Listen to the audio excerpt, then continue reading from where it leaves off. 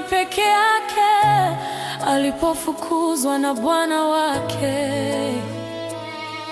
Yeye na mwanawe Ishmaeli maji yalipoisha kwenye kiriba, akamweka mwanawe mbali, akalia kwa uchungu mwingi asione kifo cha mwanawe.